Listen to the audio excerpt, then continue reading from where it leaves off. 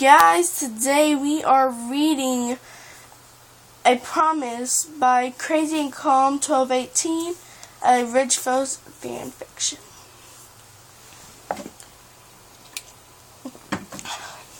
Ridgephos sighed. He looked up at the sun slowly behind the trees. He had been alone for, oh God, who knows. He and his friends got into an argument. He got into a fight with Ridge. He tried to go for a vacation and ended up far away. He sat up on the grass near his small house. It was nice here. It was quiet, yet still had its activities to do. Hunting, fishing, swimming, and even killing mobs. It was just, he was lonely. He never wanted to be alone. Is this why my owl crew abandoned me? I am just space garbage, he asked himself out loud, knowing that no one would hear him. He was alone, and fate kept it this way. He was always alone, even from the time he wanted to join the fleet to trying to do a simple task. He was alone.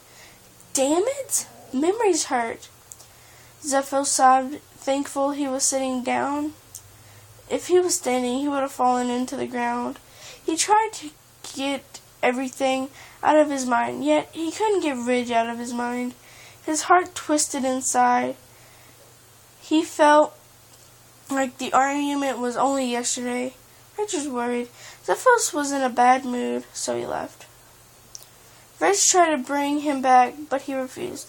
Why am I a stupid idiot? Ridgephos yelled to himself, knowing he must sound like a madman. Why? Can't I just end it all? He whimpered. He tried killing himself before, but kept failing. Even the damn creepers couldn't kill him. Why was fate being this cruel?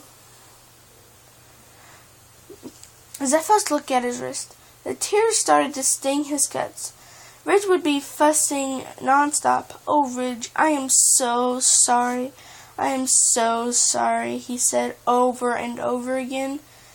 Ridgephos finally looked up to see the stars. Blurry as ever through his tear,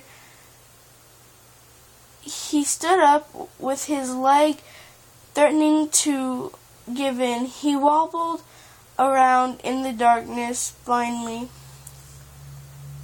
forgetting his house, empty, cold, and has no memories to love. That was just a roof over his head. Home is where Ridge is. However, if it had been this long, Ridge didn't feel the same way anymore. He came up to a cave system, a small lava pool inside.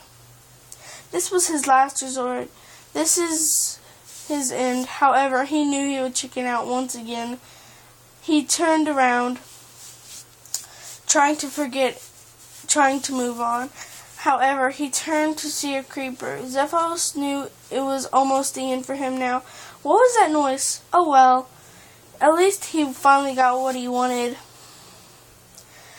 Hiss! Ridgephos! Then all went black for Ridgephos when the creeper exploded. Luckily for him, this person saved him from the lava. Tears streaming down his face, feeling quite guilty. Ridgephos, I am so sorry. I am sorry that I didn't come sooner. I am sorry, the person sobbed. He held onto Ridgephos closely and headed to the house Ridgephos built.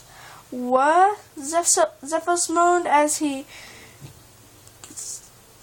as surprised as he was that he was alive. He looked around. How did he get into his house? He sat up and put a hand on his forehead. Then noticed his wrists were bandaged. He didn't bandage them. He never did. Thank God you're awake. Ridgephos turned around to see Ridge Dog, his face clearly showing worry, guilt, and disappointment, all at the same time.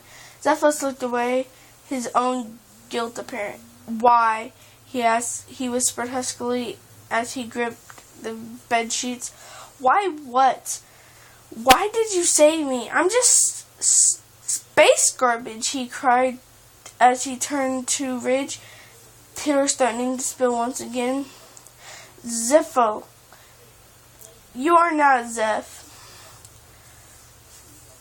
You're wonderful, amazing, smart. I am not, he telling himself more so than Ridge.